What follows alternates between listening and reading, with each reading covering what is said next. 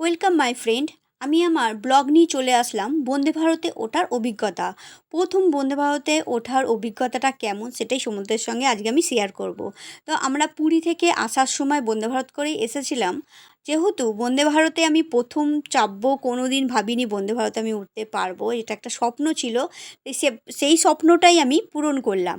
তো তোমাদের সঙ্গে আজকে চলো আমি দেখাই বন্দে ভারতের ট্রেনের ভেতরটা কেমন।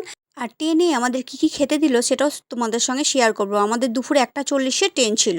তো কিছুক্ষণ আমরা বন্দে ভারতে ওঠার পরই লাঞ্চ দিয়ে দিল। লাঞ্চে আমার ছিল, আমার যেহেতু ভেজ তাই লাঞ্চে আমার ছিল 2টো পরোটা, ডাল, পনির তরকারি, দই আর আইসক্রিম। আর তার সাথে ছিল আলু ভাজা। তো সত্যি কথা বলতে লাঞ্চটাও মোটামুটি ভালোই ছিল, খারাপ ছিল না। লাঞ্চ করার পর কিছুক্ষণ পর 4টে বাজতেই আবার চলে আসলো স্ন্যাক্স। স্ন্যাক্সে কী ছিল তোমাদের দেখাচ্ছি চলো।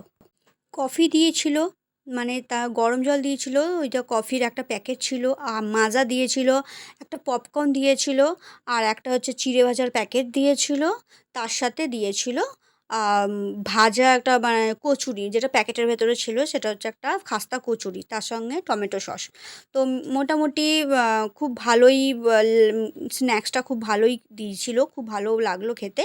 আর হ্যাঁ, যখনই মানে খেতে দিয়েছে তার সঙ্গে সঙ্গেই ওরা চলে আসছে পরিষ্কার করার জন্য।